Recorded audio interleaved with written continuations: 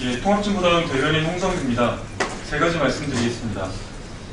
법정 최저임금도 받지 못하는 노동자가 계속해서 늘고 있습니다. 한국노동사회연구소의 분석에 따르면 무려 12.1%의 노동자가 최저임금도 받지 못한다고 합니다. 전체 노동자 8명 중에 1명꼴로 불과 2년 만에 57만 명이 늘어서 227만 명에 달한다고 합니다. 애시당초 최저임금은 최소한의 생계를 유지할 수 있는 임금이어야 하나 우리나라의 최저임금은 월급으로 환산했을 때 109만 원 정도로 한 가족의 생계도 꾸릴 수 없는 수준에 불과하기에 그 심각성이 더욱 큽니다. 최저임금 미지급은 명백한 현행법 위반입니다.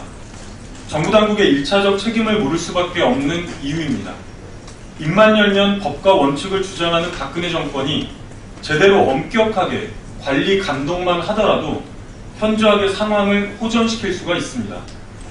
결국 천문학적 규모로 쌓여가는 재벌 대기업의 사내 유보금과 8명 중 1명의 노동자가 최저임금도 받지 못하는 이 참담한 현실의 대비는 박근혜 정권의 법과 원칙이 누구를 위한 것인지 명백하게 보여주고 있습니다.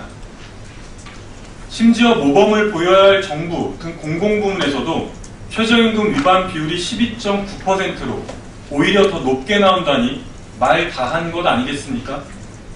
현행 최저임금을 현실화해도 모자랄 판에 그나마도 지급하지 않는 것은 노골적으로 죽으라고 우리 서민들의 등을 떠미는 것과 다를 바가 없습니다. 정부 여당이 민생을 내세우겠거든 이 문제부터 가장 시급하게 시정해야 합니다. 5인 미만 사업장에 대해서도 근로감독을 실시해야 하며 수습직 등에 대한 감액 가능 규정도 즉각 폐지해야 합니다. 실효성이 거의 없는 현재 처벌 규정도 과태료 의무 부과 등 더 엄격하게 개정해야 합니다.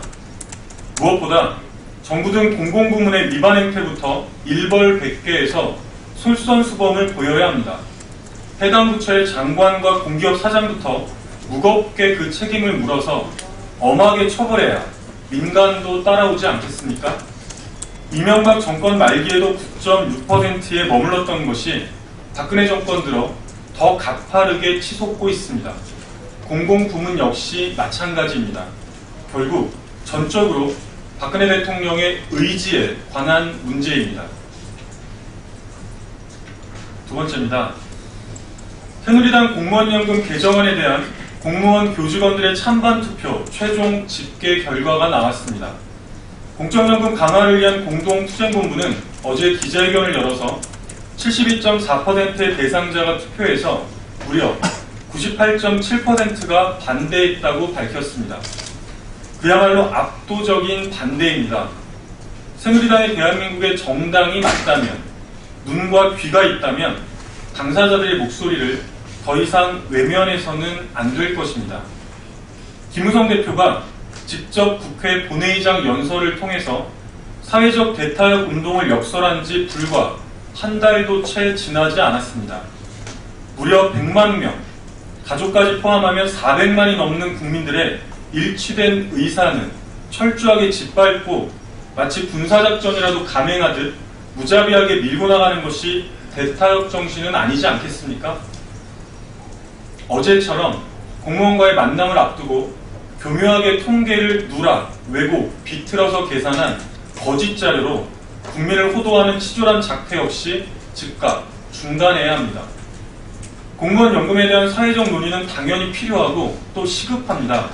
그러나 그 첫걸음은 새누리당 의원 전원의 명의로 발의된 계약안부터 철회하는 일입니다.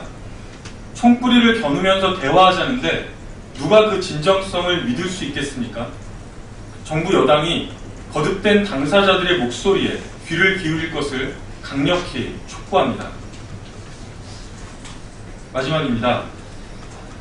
검찰이 현직 기자의 등기 우편물을 임의로 대리 수령해서 불법으로 뜯어본 사실이 드러났습니다. 현직 검사의 비리를 취재 중이던 세계일보 기자에게 발송된 우편물에는 제보자의 신원과 제보 내용이 고스란히 담겨 있었고, 이는 나흘간 대검 운영지원과와 대변인실을 돌아다녔다고 합니다. 도둑을 잡아야 할 검찰이 거꾸로 도둑질이라니 기가 막힐 노릇입니다. 노골적인 검열이고 명백한 사찰입니다. 거리의 시정 잡배들도 하지 않을 파렴치하고 치졸한 작태입니다.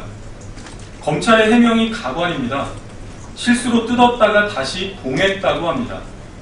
현장에서 검거된 도둑놈이 실수로 문을 따고 들어가 물건을 들고 나온 것뿐이라는 해명과 과연 무엇이 다르겠습니까? 국민들의 얼굴이 다 화끈거릴 지경입니다. 엄연한 법 위반임은 물론입니다. 해당 기자에게 공식적인 사과 절차는 물론 진상을 철저하게 파악해서 관련자들을 엄중하게 문책해야 합니다. 이상입니다.